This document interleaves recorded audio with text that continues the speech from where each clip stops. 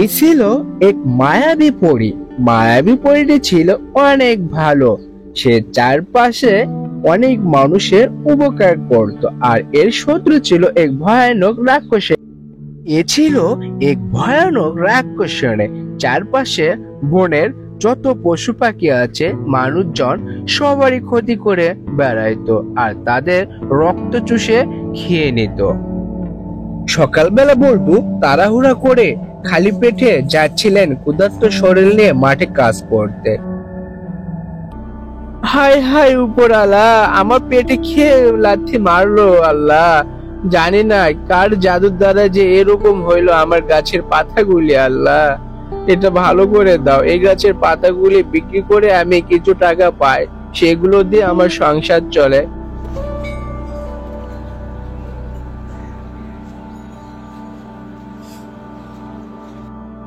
একদিন মা পাখিটি জঙ্গলের ভিতরে বাচ্চাদেরকে নিয়ে গল্প করছিলেন।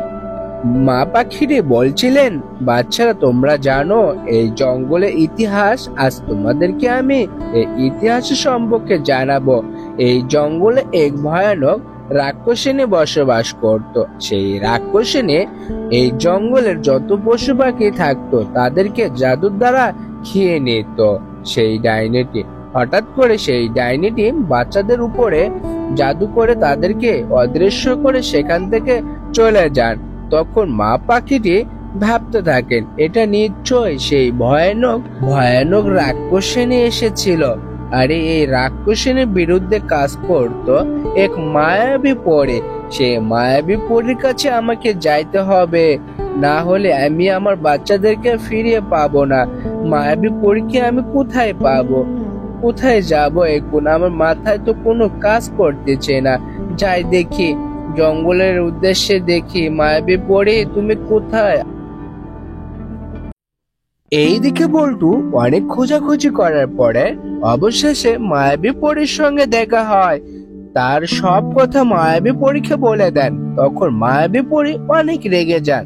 সে বলে, আমি এই সব আর হতে দেব না, তুমি চিন্তা করিও না। আমি যেভাবে হোক ওই রাক্ষসনীকে খুঁজে বের করব, আর আমার নিজের জাদুর দ্বারা ওকে আমি হত্যা করব। মায়াবী পরীর কথা শুনে সে অনেক খুশি হয়, আর সেখান থেকে এক পা দুপা করে সেই গাছের দিকে যাইতে শুরু করলেন। বল্টু যাওয়ার পরে মায়াবী পরী ভাবতে থাকেন, আমি এখন কি করব? যেভাবে হোক ওদেরকে আমি শেষ করে দেব, আর রাখবো না। এই রাক্ষসিনী মানুষদের অনেক ক্ষতি করে চলেছে। বনের পাখিকে তো আর দেখাই যাচ্ছে না, পশু পাখিকে তারা শেষ করে ফেলে দিচ্ছে তাদের গোষ্ঠীগুলো। আমি যেভাবেই হোক ওই রাক্ষসিনীকে ছাড়বো না, আমার মায়াবী শক্তিকে শেষ করে দেব।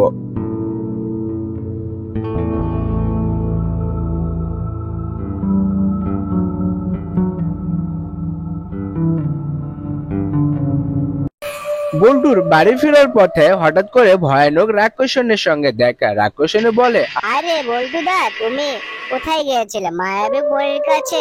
আরে আমি রাক্ষসনী, আমি সবার হিসাব রাখি, আর আমার কথা তুমি ওকে গিয়ে নালিশ করে আসলে? যাও, এখনই তোমার শেষ দিন। আমার হাত থেকে তোমাকে কেউ আর রক্ষা করতে পারবে না। এখন তুই আমার পেটের ভিতরে যাবি, তোর মাংসটা আমি খেয়ে নিলাম। না, এভাবে হবে না। জঙ্গলে লক্ষ্য রাখার জন্য আমার এক শক্তি প্রয়োগ করতে হবে। দাঁড়াও, আমি একটা বুদ্ধি বের করে।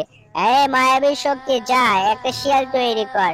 আরে বস, আমাকে কেন তৈরি করলে? আরে তোকে আমি তৈরি করলাম এই কারণে যে এই জঙ্গলে যত পশু পাখি আছে তাদের খবর আমাকে দিবে, আর আমি তাদেরকে খেয়ে নেব, তাদের মাংসগুলি আমি খেয়ে নেব। যা, তোকে কেউ কোনো ক্ষতি করতে পারবে না।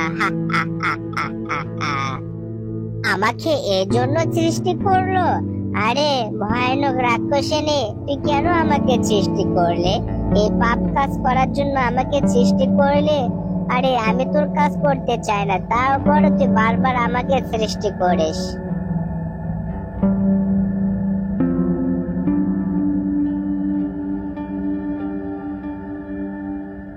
এইদিকে মায়াবী পরী ভয়ানক রাক্ষসীকে খোঁজার জন্য আকাশ পথ দিয়ে উড়ে উড়ে যাচ্ছেন, আর তাকে লক্ষ্য করে কিছু কথা বলতেছিলেন। আরে এত টাকা খরচ করে এই পার্কটা বানালাম, যে মানুষই একবার এই পার্কে বেড়াইতে আসে তারপর আর তাকে আর খুঁজে পাওয়া যায় না। এই পার্কটা কি ভয়ানক পার্ক হয়ে গেল নাকি? এভাবে চললে তো মানুষজন আর এই পার্কে বেড়াইতে আসবে না। আমাকে ভিক্ষা করে ছাড়া আর উপায় নাই। কি করি, কোথায় যাই, কার কাছে যাব যে একটা বুদ্ধি বের করে নেব? কি মনে হচ্ছে আমার, আরে শাকচুন্নি কি এখানে থাকে নাকি? কিছুই তো বুঝতে পারতেছি না আমি।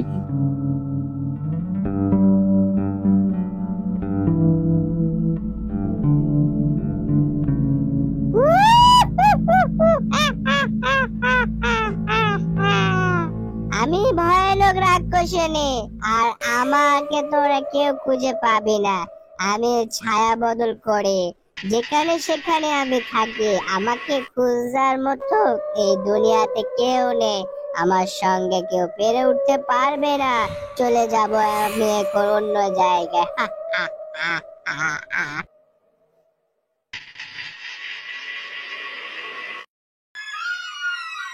আরে এখানে এলাম, এসে তো কোনো পশু পাখিকেও তো দেখতে পাচ্ছি না। আমাকে তো খোঁজ নিয়ে যাইতে হবে, কোথাও তো দেখতে পাচ্ছি না। কি করি? আরে ভালো তো আর লাগতেছে না।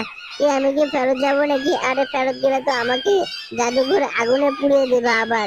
আর না, আমি এখানেই থাকি, দেখি ভালোভাবে খোঁজ করে দেখি খুঁজে পাওয়া যায় নাকি কোনো পশু পাখিকে।